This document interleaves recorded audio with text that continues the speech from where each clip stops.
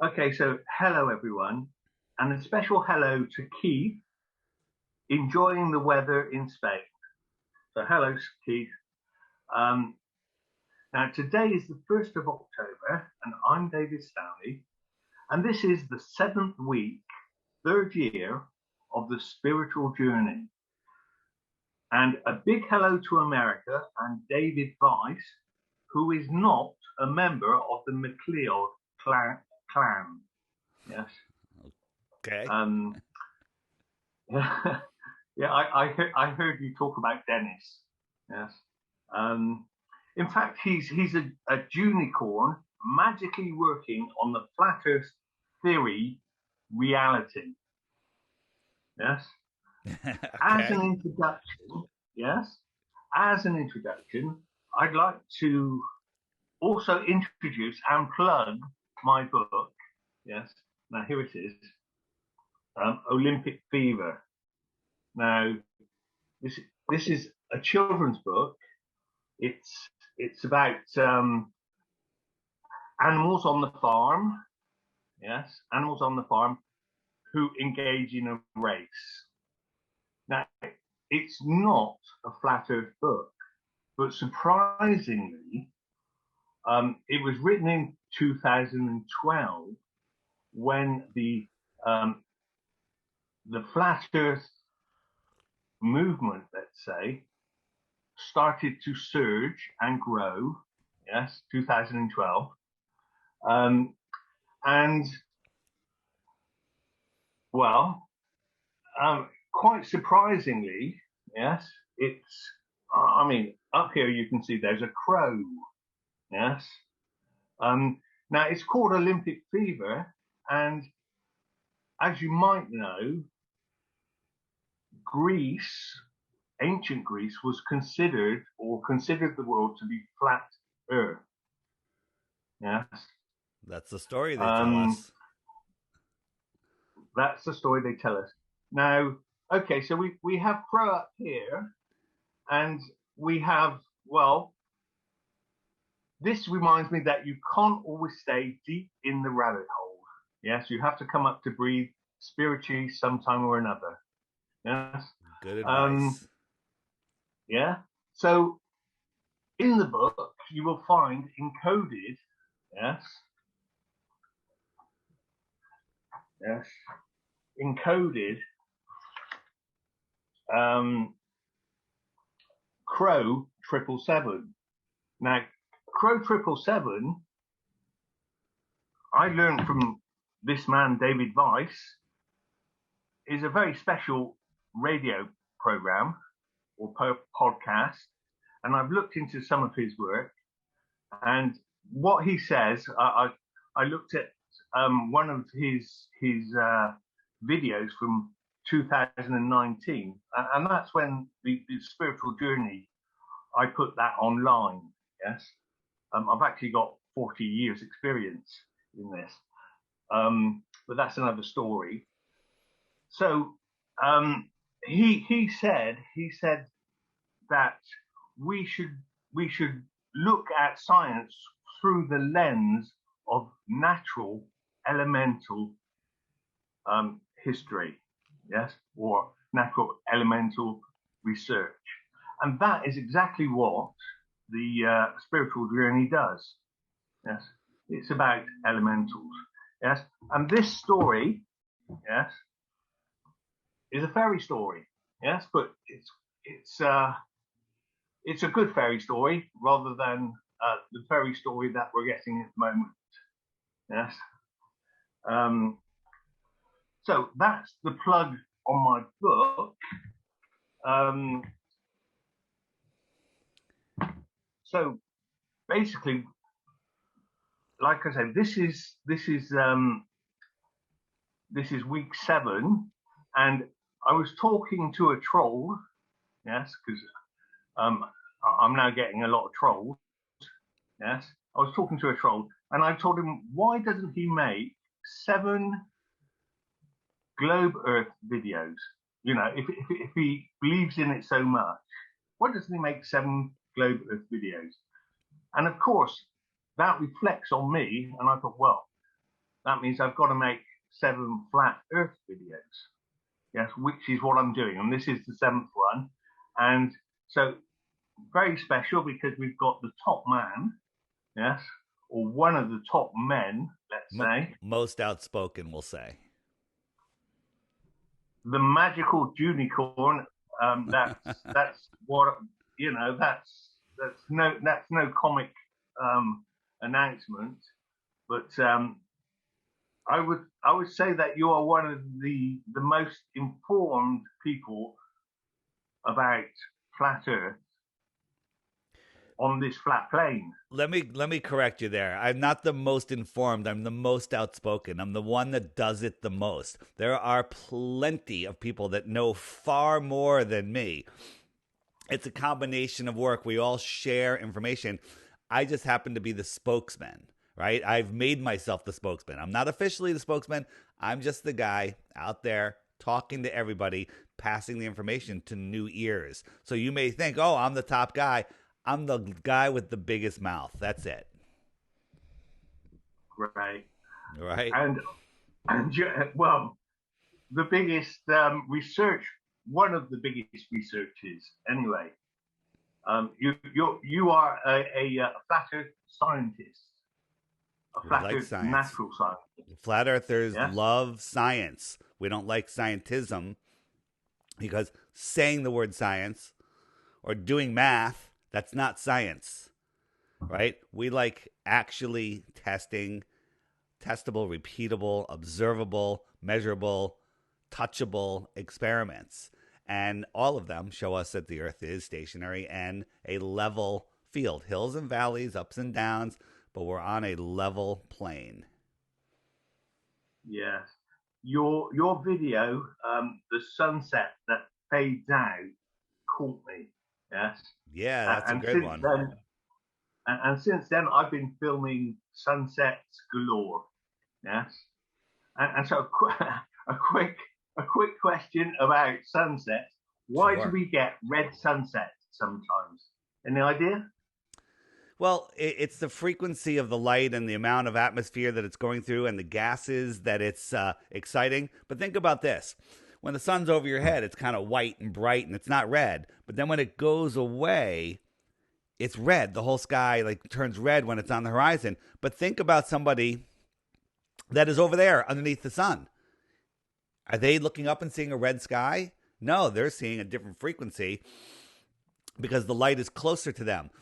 There's people that have actually filmed the sun when it's out of sight. It's dark, but they use different wavelength cameras to see the sun. It's still there, but its visible light can't reach our eyes. Our eyes see this much of the spectrum, which is, way bigger than that. We can only see that little sliver. So as the sun moves away, its frequencies, when it's really right next to us, it's bright, it's white. And you move it away, those whites go away. We have the reds, and then it just fades away, as you saw in this video, into the thickness of the atmosphere. Yeah, I was completely blown away with the whole idea that you have about the atmospheric deck of opacity. It's exactly what it is. It's exactly what it sounds like. It's the perfect name, and I'm copywriting it. But anyone can use it. It's not copyrighted. I coined it. But the trolls will look at this video and go, oh, use a solar filter. If I put a solar filter on, you wouldn't even see the sun. Okay? So what they're saying is put a blindfold on so you can't see what's happening. The other thing they say is it's out of focus. Guess what? It might be a little out of focus. It might be a little bit. It's hard to focus on something that far away, that small, that's not even physical. But it doesn't matter. It's the downward progress. In 5 minutes, it was going down, down, down, down, down. If the Earth was spinning, it wouldn't slow down. But it did. It went down, down, down, down, down, and it stopped. And it sat here for 10 minutes. It sat here, and it just faded into the soup of the atmosphere. And I'm going to make a better video of this. But let me show you how that works. I think that we see everything in our personal atmospheric dome. When you see the sun appear on the horizon, I think it's less than 100 miles away. But let's just say it's 100, right? That means when you see it set on the other horizon, it's only traveled 200 miles during the day. Do you know why the sun appears to move really slow across the sky when we're moving at all these ridiculous speeds? The answer is because it is moving slow. The sun that we see is moving very slow. Here's a glass dome, and I'm moving a light just straight across above it, and it looks better in person. You get a glass dome, you can get this as a paperweight on Amazon, whatever, and get a light, and you hold the light above it, and you'll see like a brown ball sun inside. It's like projecting into the middle, not onto the bottom, a sun. So here I come. I'm approaching. It appeared on the horizon. It rises, right? Your point of view is from the center of this dome, and then as it goes away, it goes down, down, down, down, down, and then it stops. And it just fades away. It never goes below. It's just going out of range. And that's how we see the sun rise and the sun set. Okay, what caught me about the sunset is that every day the sun makes another circle on its circuit around the flat plane. And every day it moves, depending on the season, one sort of degree or something to the left or to the right. Oh, I've lost you, Dave. No, I'm here. Can you see? I shared a screen. Can you see my share screen? Yeah, I can see that. Yeah. So while you're talking, I was going to illustrate what you're saying. Go ahead, continue. Okay. Yeah, like I say, what caught me is that when the sun circles the Tropic of Cancer, that circle is only something like 22,000 miles long. I think you know what? I don't really know the circumference of it. You know, the supposed circumference of the equator is 24,000. So yes, the Tropic of Cancer would be smaller. Go ahead. Yeah. Well, I looked it up on Google, and Okay. it said it was something like 22. Well, then it must be true. And that brings me to the question: how large is the circumference of the Tropic of Capricorn? Yeah, well, Yeah? it should be bigger on a flat Earth, and it should be the same size as the Tropic of Cancer, but it's not. It's not at all. And you know, one of the things that the trolls will say is, well, how does the sun speed up if it goes around that Tropic of Cancer? I mean, the Tropic of Capricorn in December, it has to go much faster. Well, I think it does go faster. I think the way we look at it is the sun. If the sun that we see is the projected sun, this is my opinion. This is how I think it works. So get a flashlight, point it 3 feet on the floor, so the beam is 3 feet on the floor in front of you, and then spin around once. It take a full minute to spin around, and you just drew a circle with a diameter of 3 feet. Okay, with a diameter of 6 feet. Sorry, because 3 and 3. Right now, just point it a little farther out. Just change the projection angle so it's 6 feet away from you, and spin around at the same rotation, 1 spin per minute. Well, you just did a circle. The sun just made a circle that's 12 feet in diameter in the same amount of time. And the actual sun only changed its focal point. That's it. So that, you know, and again, looking up at the sky, at your ceiling to figure out the shape of the floor is ridiculous. Like if I wanted to confirm that my floor is flat, I don't look up at the lights in the ceiling and try to measure them and figure out the shape of them. I look at the floor and I actually measure it. The optics in the sky are go ahead. A lot of people have light bulbs now which are coil shaped, which would be more flat Earth stuff. Really.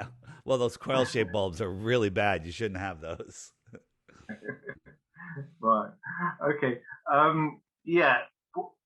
Like I say, one of the amazing things that caught me was that it moves from the Tropic of Cancer to the equator, and it in about 90 circles. Yep. Yes. Now I've filmed as many sunsets as possible since June the 21st, yeah, to September the 21st and beyond. to see what the sun is actually doing and sunrises. In fact, I've been filming the sun and seasons for about 2 years. Yeah, so it was kind of much easier for me to in May this year to look at the flat Earth videos and have a eureka moment after 3 days. The Earth is a flat plane, electromagnetic biodome. 100%.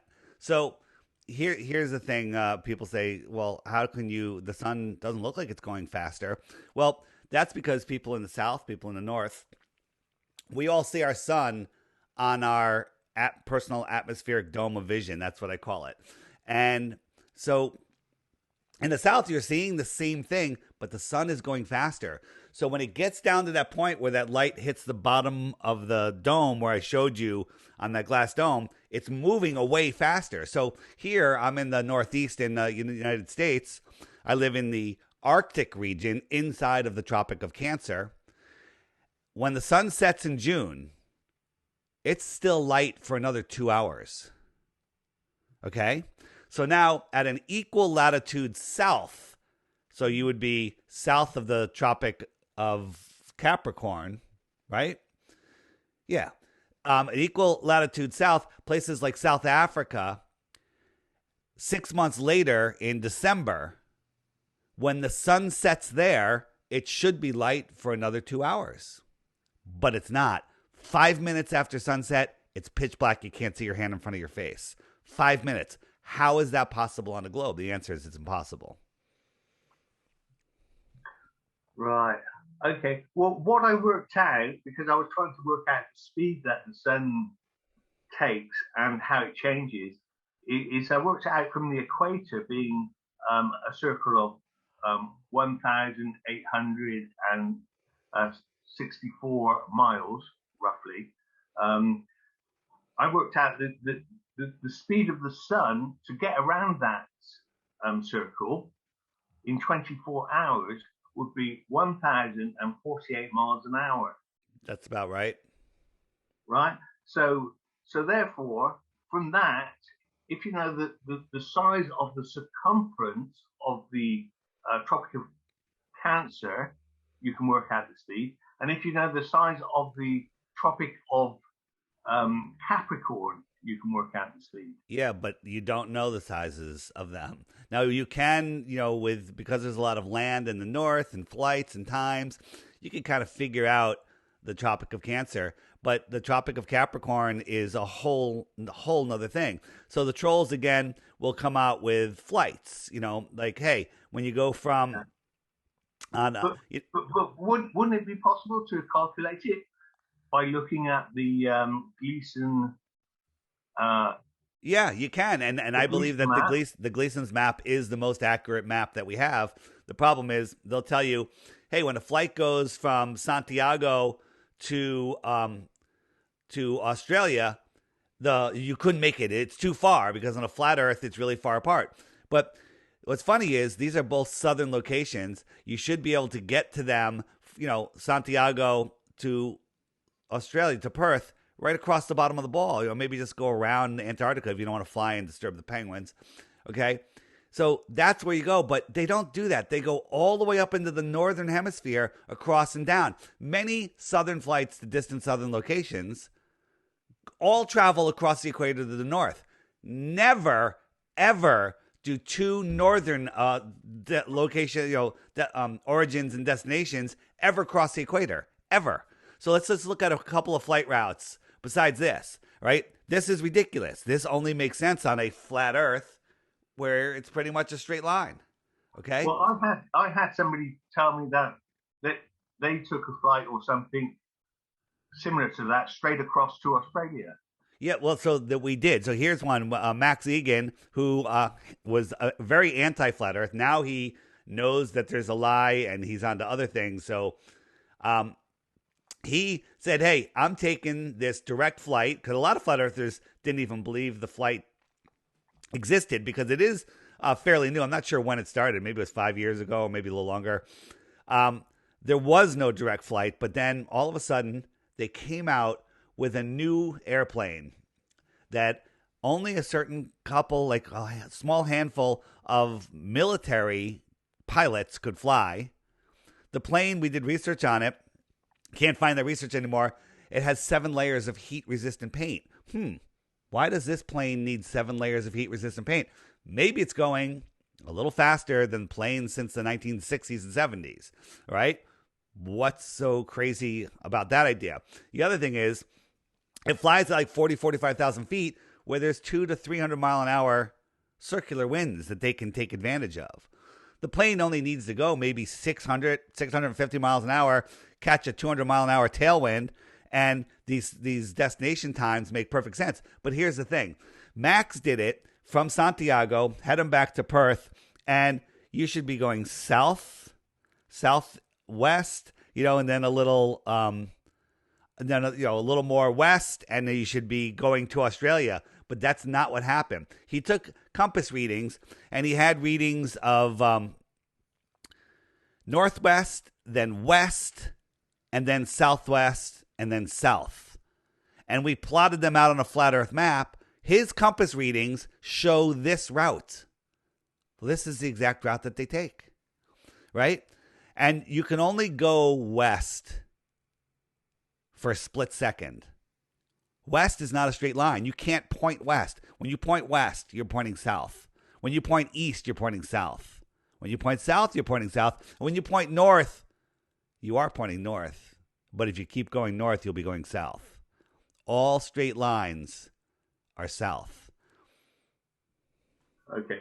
Well, for people that wish to learn more about these very elementary things, I suggest they go to your site, deep inside the rabbit hole. Actually my site is the Flat Earth Podcast. You can just find it at Flat Earth Dave. But the best place to learn about Flat Earth is my app, the Flat Earth Sun, Moon, and Zodiac Clock app. It bypasses YouTube's algorithms. It delivers you featured videos every day. It has all of your questions answered in video format. It has tons of resources, and it'll help you locate other flat earthers near you. I wish I could get it. I've tried to get it. It won't fit on my phone. My phone isn't big enough. It won't fit on my laptop. I cannot download it. It's not a laptop. I stick to your one. Yeah, it's not a laptop. Yeah. It's only for mobile phones and iPads and tablets. You need. But I feel you're going to change the configuration so it fits on a laptop. Eventually, we're going to do that. You can access the actual map, the map that shows you where all the flat earthers are, and that's kind of fun. But the app itself will deliver you the content and answer the questions and give you access to all the photos and everything else. What do you have, an Android phone? You need operating system 8.0 or higher. Yeah, mine's very small. Yeah, it's a Huawei. Yeah. So on the app every day there's a featured video. When I tell people is if you think flat Earth is stupid, challenge me. I give you 3 Bitcoins for 1 globe proof. But before you do it, you got to watch the video every day for 2 weeks. Then you have to hit the frequently asked questions button, and up comes almost every question you're going to ask. I haven't seen any new ones, but they're here. And if it's not answered there, send it to me. I'll answer it. Tons of resources, tons of books, tons of all sorts of stuff. But the people that say there's no such thing as flat earthers, here's some flat earthers. Okay. They're everywhere. Where are you located? I'm located in South Sea. In South Sea? Where is that? Well, you love the sea, don't you? What country are you in? That's near the Isle of Wight. You know the Isle of Wight? Is that, what country is that? Well, that's at the bottom of England. United Kingdom. Yeah. So, United Kingdom. So here you go. We got some flat earthers in the United Kingdom. Yeah. So there you go. Yeah, it looks like you've got some flat earthers on the Isle of Wight too. I believe so. And some around Hampshire. Yes. Right. They're So everywhere, and you could also tap on a dot and you can send a text message to somebody if you want to contact them and get together. yeah, Good stuff. it looks very good. Can I suggest an improvement for your app? Go for it. What do you got? Maybe. Okay. Now, I'd like to know when the sun is passing closest to the city I'm in. Can I find that out? You mean when it's closest during the year or the day? Yeah, yeah. Within sort of 6 days, when when is it the closest to where I am? Well, I'll give you that answer right now. It's if you're inside the Tropic of Cancer, it's closest to you right around June 21st at noon. Yeah. Because I wondered when it would pass over. The time. What time of day it would pass It'll only over? pass over you if you're between the two tropics, the Tropic of Cancer Yeah, and the Tropic of yeah. Capricorn. I know. That was the suggestion that you could actually um, have a link to the city that it's over at any one point, any time. I'll look into it. Yes. Yeah. Now I've lost you again. I'm here. There we go. Okay. Um, it's YouTube. They're like that. Yes. So on with what I want to talk about today, if you don't mind. Yes. I for the seventh week of the spiritual journey, I'd like to continue with the theme of the background history to the flat Earth. Yes, and how they created the spherical Earth. Now, I would like, if I say to you, the Spanish Inquisition, yes, what happened during that period? Yes, that was introducing the spherical Earth. I don't know if any of that is true. I interviewed a 102-year-old woman back in February of 2020 who told us that she was taught the Earth was flat in public school here in America. And we found other people all across the Earth that claim the same thing, even at later dates. So this globe deception is less than 100 years old, in my opinion, evidence to back it up. And the whole story about Aristophanes finding out 2,000 years ago, Spanish Inquisition, I wasn't there, couldn't tell you. I don't believe anything before 1900. I don't believe anything at all. Okay, well, what I'm talking about is in the same period as the Spanish Inquisition, which created a lot of fear worldwide, Copernicus introduced the heliocentric model. Did you meet him? Did you meet him personally? Do you know that he was a real person? Very good. That's a good point. And the second point is that supposedly Isaac Newton had the theory of gravity. Ridiculous story. An apple falling on the ground and he figured out gravity. Dumbest story ever. Okay? Made up story. Not true. Not even sure if Isaac Newton was a real person. Okay? So these are things you're telling stories that storytellers have told you. The people, you learn that from the people that are controlling us. You learn that from the Rockefeller textbooks. Okay? They're only giving us the information they want us to believe. They're not showing us what happened at the World's Fairs. They're not showing us the true history, the true technology, the advanced civilization that was here in the 1800s. They want us to believe it was the Wild West here in America. Nonsense. Are you trying to tell me that the victors dictate the narrative? Yes, that's what I'm trying to tell you. I think we all know that one. What about Lemaitre? Yes. I don't know what that is. What's Lemaitre? Lemaitre, I think his name was Pierre Lemaitre.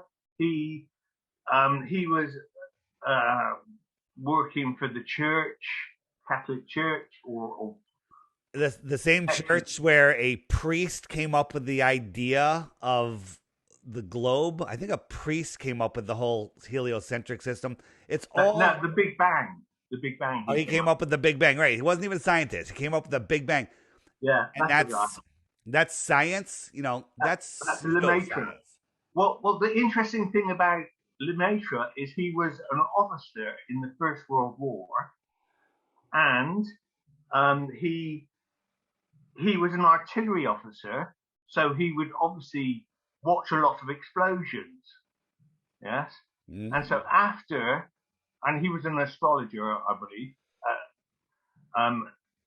in astronomy, and he came up with the idea that creation exploded into existence.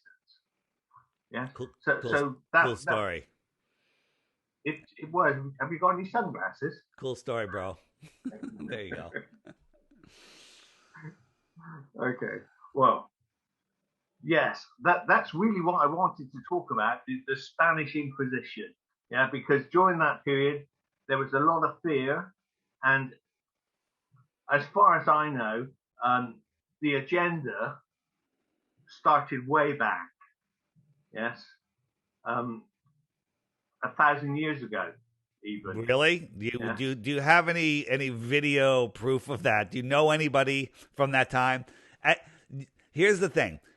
Anything above as far as we can reach, we can't. It's speculation. Anything beyond the shoreline of Antarctica, unless you have special access, you can't confirm any of it. And anything before 1900 is a story. Okay, most likely a fake story. You look at the buildings around the world, they told us were built in the 16, 17, 1800s when they had horses and buggies.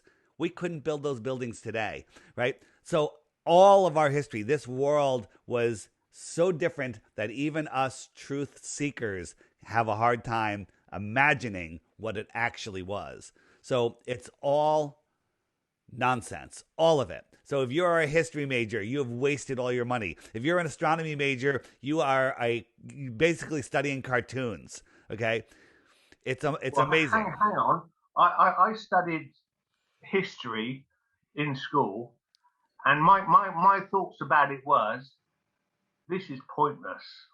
Not only is it pointless, it's made up. His story. It's the Rockefeller story. It's the nonsense. It's all absolute nonsense. I don't know if you follow John Levy. Great. If you haven't looked into Tatari, you probably have. But anybody listening, JON space Levi, Levi, YouTube does 20-minute videos. Start watching those, and your head will explode. I can imagine. Yeah, I'm finding the Crow 777 videos very good. Crow777radio.com. Best podcast ever.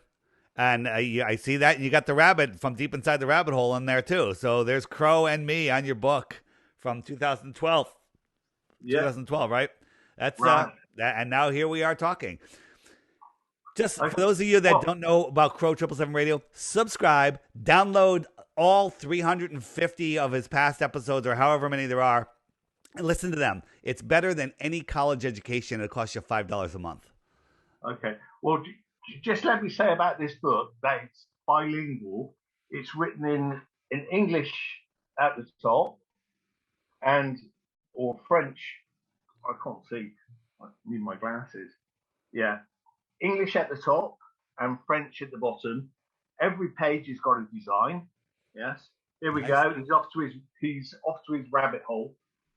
Actually, he's going to a party. Yeah. So that's my book. Yes. And I hope this could be the new Flat Earth book. Well, I gotta maybe it could be. I gotta read it. Well, it's on Ex Libris. Okay. Yes, you go to the bookstore for Ex Libris, and you look up Olympic Fever, and you go straight to it. All right. And it comes in three types: hardback,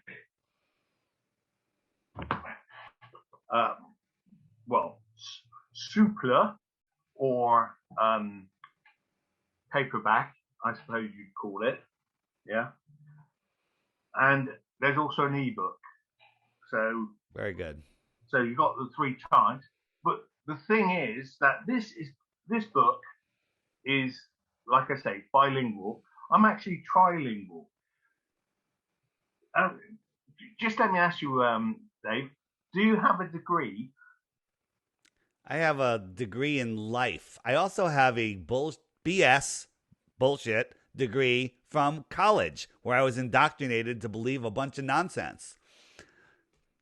I'm a success. Listen, you have to believe that, they want you to believe if you want to make money in this world, you got to go to college and become part of the corporate system. Well, I went to college. I became part of corporate America. I left corporate America. I started my own company. I was the CEO of my own company, making tons of money. I had everything. I got it all. I walked away from it all, right? Because I realized it's all nonsense. And we're in the world right now is in a situation where if we don't wake up and get our heads out of our asses, we're going to be in for 1,000 years of slavery. I have a very similar story to you. Yes. I was, on paper, you could say, I was heading towards being a millionaire. I was,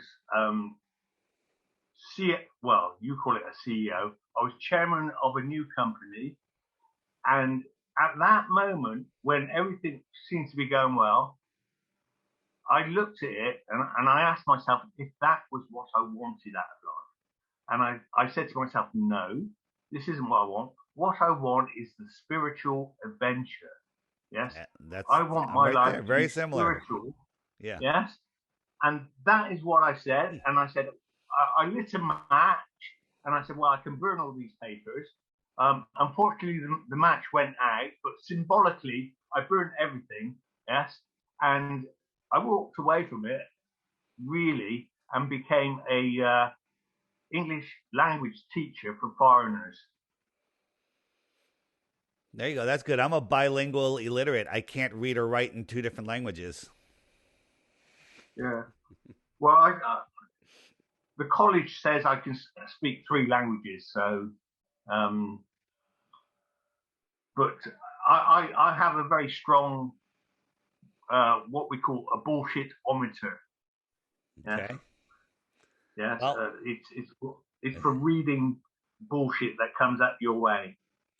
it's amazing. You go like if you go to a good bookstore, I don't say good bookstore, or one, even a Costco in their book section, you'll find these books on space and planets and space travel, and they're hardcover, they're glossy, they're amazing paper, beautifully done, beautifully designed, incredible illustrations, right?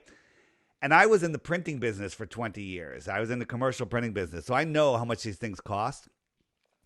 This book should sell for $100, but it's cost $5.99, right? Amazing book. Well, you can't ship it.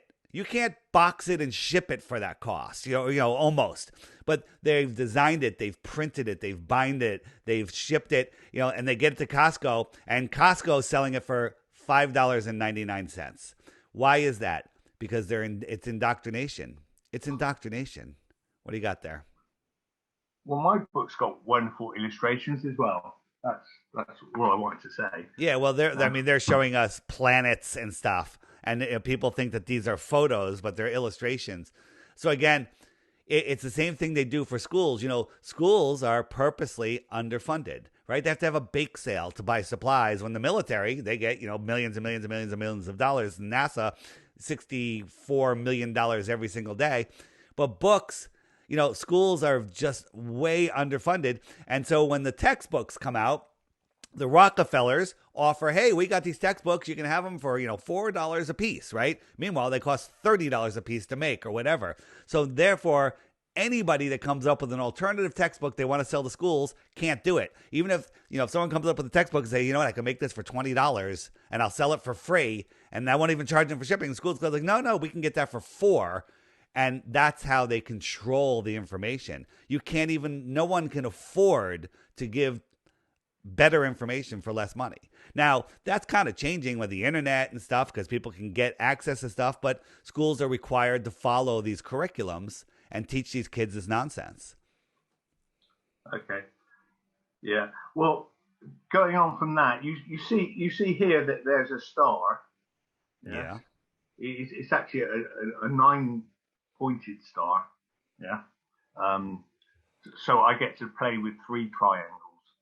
Um, but that star, there's a story that goes with that, and you're talking about indoctrination for children. Well, down on the seafront, that there was a party for a young chap who was 1 year old. Yes, and they decorated the whole tree with um, different things like stars and ribbons and planets, and they had this great big suit statue of a man dressed in a NASA suit, and that was for the birthday party. And I said I went up straight away to the organizer, and I said, do you know what NASA stands for? Yes, which I mentioned. If you put an S, no, a T for tongue in the middle, you can work out what the anagram is. Yeah. Yeah. So, and that was for this young lad's first birthday. Yeah, I managed to recuperate one star. NASA is pushed on us before they can even talk.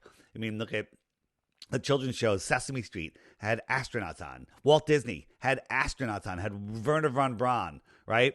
The supposed Nazi scientist from from the Nazis that came over to run NASA. That's the story they tell us. Yeah, Project Paperclip. Don't believe it. I believe he is an actor on the world stage. There was no space race. There was none of this. It's all nonsense. Well, I'm glad you say that.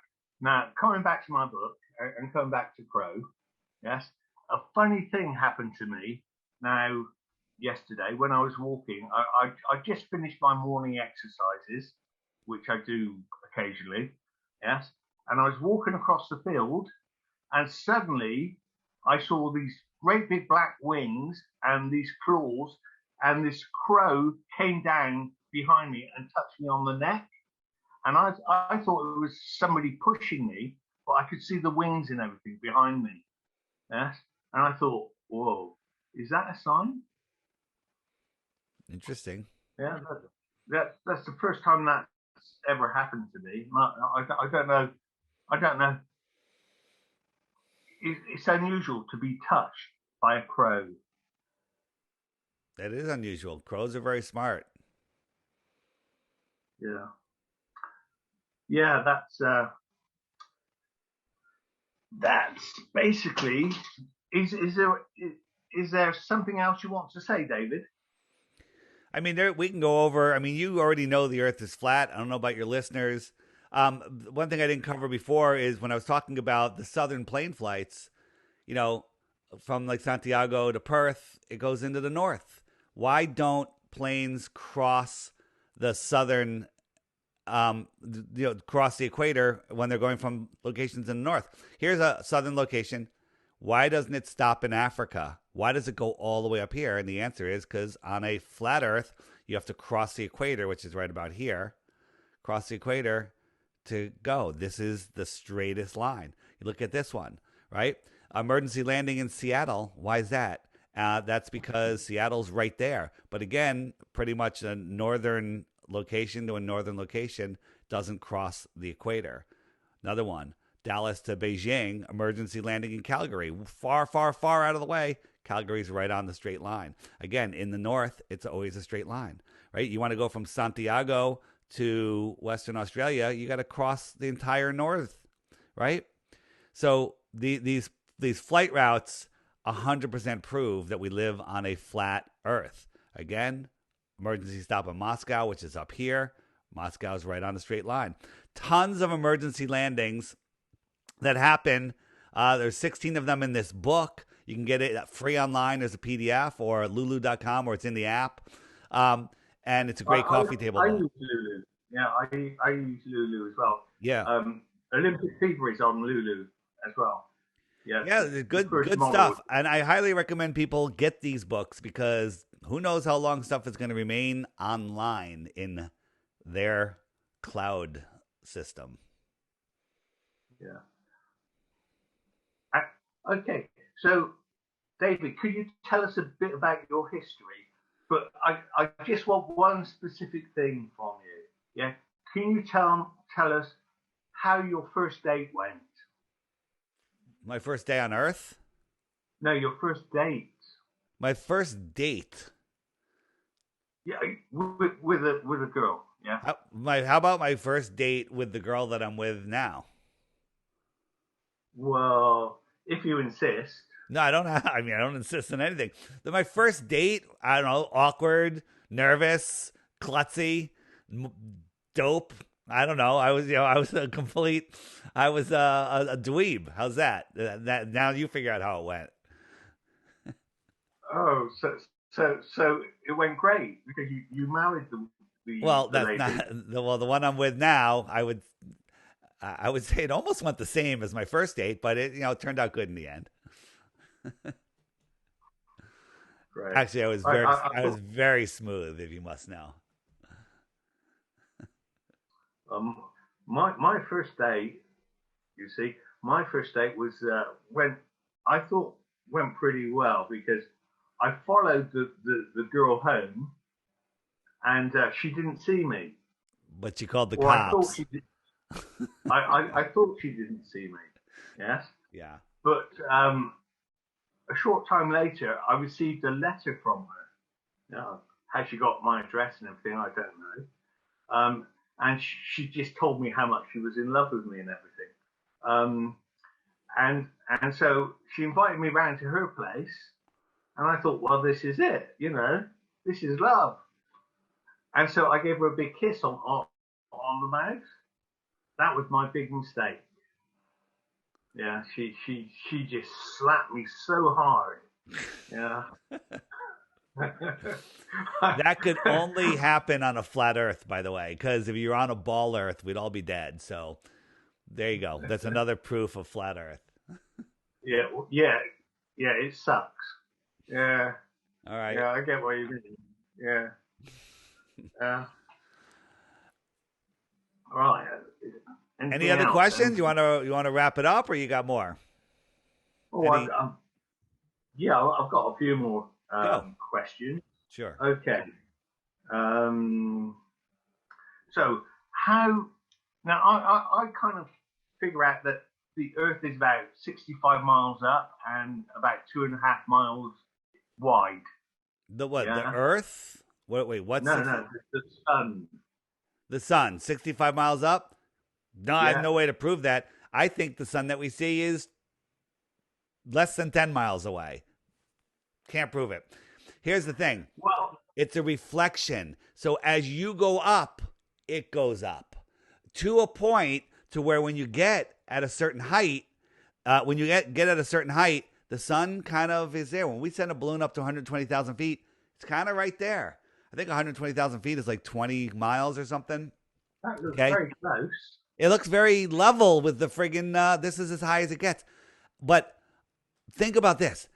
The people way down there, they're not seeing the sun up here. They're seeing the sun way down lower, right? The sun manifests in an area relative to your own point of view.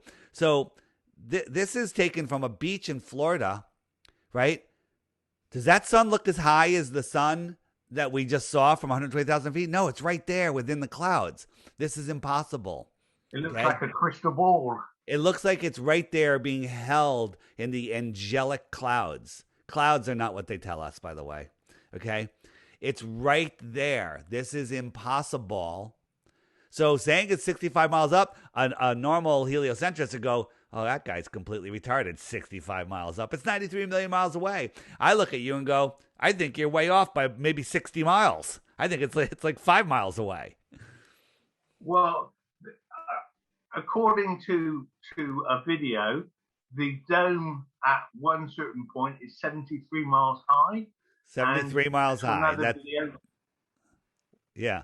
You saw the Go rocket. Fast rocket went straight up uninterrupted feed, looking down and looking sideways. And right at around 73 miles, it went kerplunk into a thicker medium. What was that? I don't know. Was it water? I don't think so. I think it was like plasma or something in between air and water. And they did some quick backpedaling. There's a lot of controversy on this. It didn't hit anything. It stopped spinning because of the spin, anti-spin. The whole anti-spin yo-yo system that they came up with, it's a yo-yo answer. It came up after we started exposing this. Another point is you can see the moon, and that's impossible because the moon was over New Zealand. And this was over the United States, over Arizona. So that is impossible to be able to see the moon unless the Earth was flat. There was another rocket that went up to 110 miles, I believe. I saw a video of a rocket that went to like 300,000 feet. Don't believe it. I don't believe anything can go that high. I don't believe rockets go nearly that high. I think that Go Fast rocket is as high as they go. We had a whistleblower from NASA who quickly disappeared, saying that the dome there is a firmament up there. They have the ability to go up there and explore it, but they're forbidden to do that. So what's above us? I don't know, and NASA's not going to give you an answer. I mean, you watch these rocket launches. You see the sideways rocket launch recently? Watch this. This rocket is a helium balloon with a little firework on the bottom, and something went wrong. Right? It just went sideways. Watch it again. And it's literally trying to go up.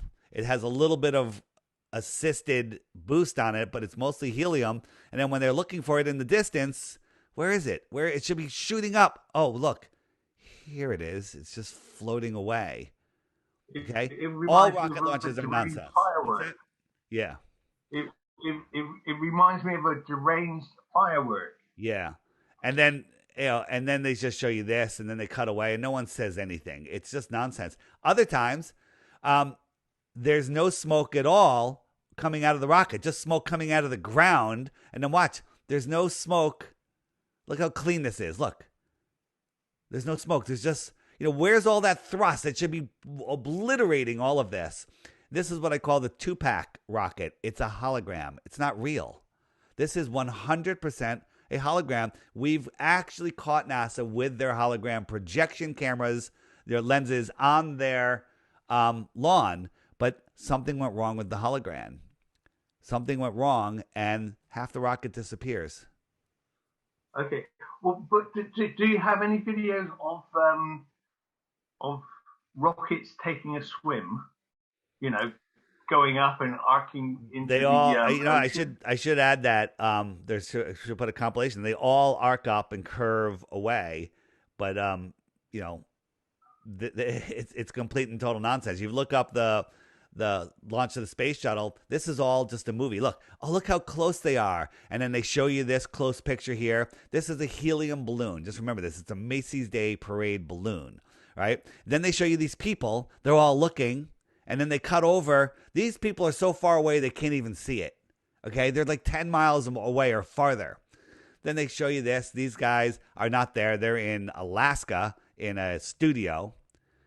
And this thing is a giant helium-assisted balloon. Think about this. The thrust coming out of here has to lift 4 million pounds. Superheated thrust coming out at 20, 30,000 miles an hour.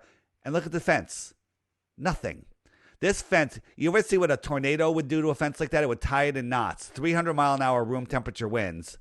And this is getting superheated plasma and nothing happens. That's ridiculous. It would all be vaporized. Now look, this has a smoke trail, right? That's because they are launching something. This is a balloon.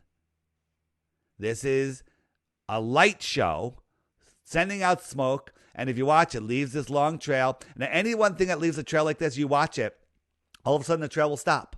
And you can't see the rocket anymore because it's gone. It's out of your visual range, right? And look at it, it's curving over. And they tell us, well, it curves on its back because that's how it flies. No, it curves on its back because that external tank is a bigger balloon than the rest of it.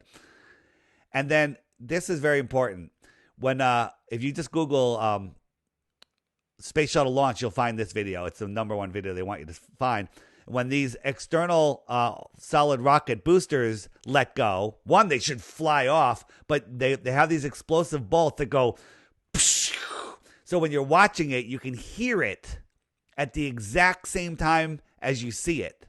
Well, this thing is 30 miles downrange. If it was only 20 miles downrange, it would take 90 seconds for that sound to get back to the camera. Okay? This is a Hollywood production. People eat it up because they fell in love with space as a child.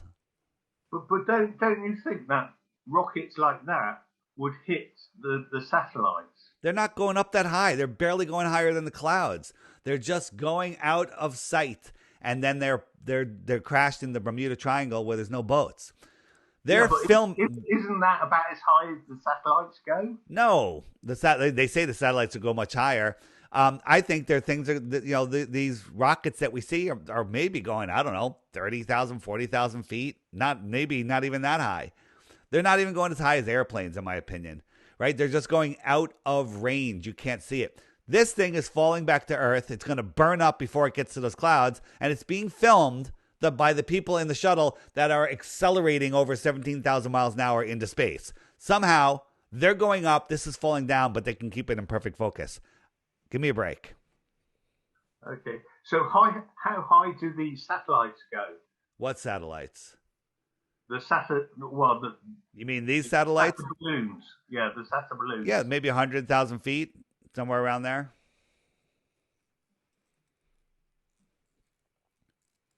NASA owns all of the helium companies in the world. All of the big helium companies. They're making it seem like there's a helium shortage because they don't want anyone starting up a airship company, because that would mean you have very inexpensive travel to anywhere you want to go. Right. Well, I think they create all this fear to get us all on the frequency of fear. Yes, 100%. That's what this is all about. Because if we're on the frequency of fear, then we understand what they're saying better. Yes, they can control us better. 100%. They are controlling us, controlling our minds by having our minds in a prison, which is the globe. So it limits our thoughts. They have us living in fear. They steer our minds with the news, north, east, west, south, steering us. Okay? And they keep us living in fear and in lack and believing a bunch of nonsense, spinning out of control.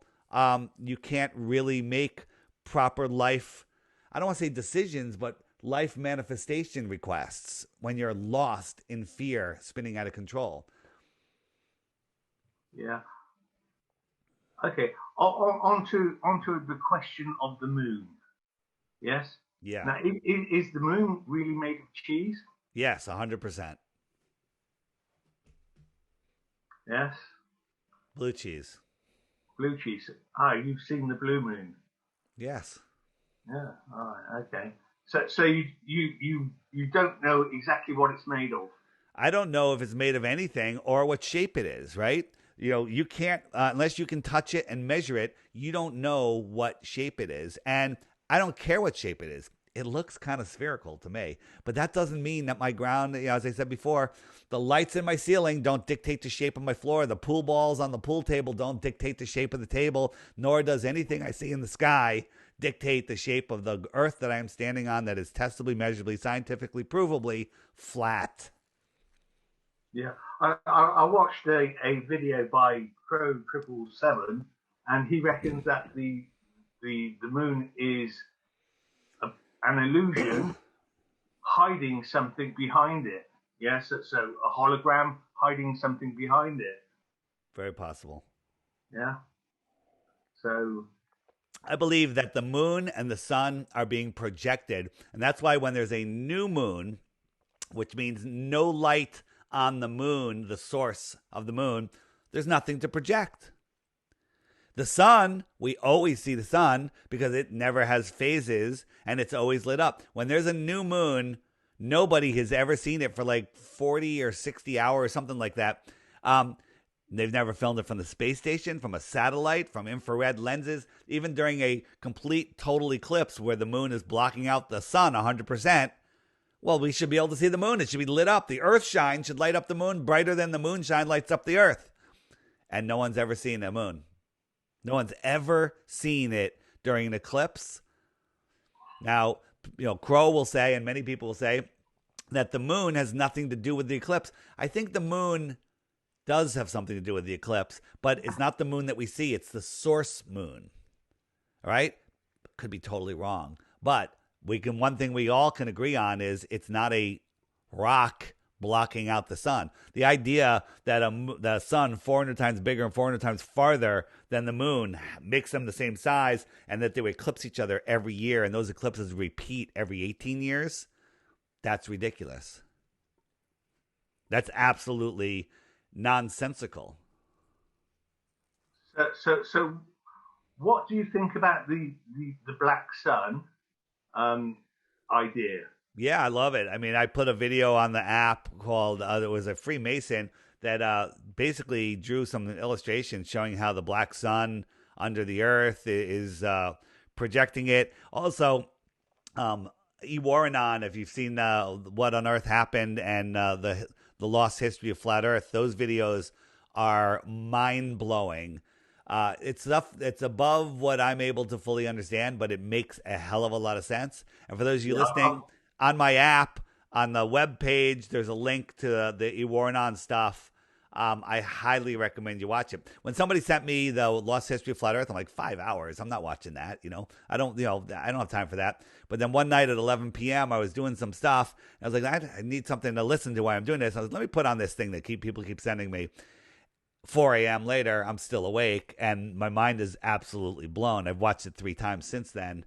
But anyone that takes the time to watch that, your life would change. You become a different person by the time that's over. Right. Yeah. Amazing. The whole idea is quite amazing, really. Have you watched the Ewarrenon stuff yet? Well, let me put it like this. In my last the spiritual journey video, which is the 5th week of the 3rd year, pinned in the comments, I've pinned all 13 videos. Yeah, there's a link for all 13. So that's videos. a yes. Yes, and not only that, I've pinned a Telegram group, a chat group, where you can go and talk about it as well. Very good. Yeah. So anyone who wants that information, go to my video, and you'll get it. It's also accessible in the app. All right, we're at the end of the hour here, so well, go ahead. Well, I was just thinking, Crow. Yep. Yeah. This is the end, isn't it? Very good. You can find me at flatearthdave.com. All my stuff is there. And my YouTube is DITRH, the initials for Deep Inside the Rabbit Hole, DITRH. And don't forget the app. Okay, I'll put your a link for your site under the video. Great. And a link for Olympic Fever as well. Nice. Send me a link when it's up. I'll share it on the app. All right. Okay. Yes. Thanks. See you later. Thank you very much, David. All right. A pleasure talking to you. Bye, David. Yes. Bye, David.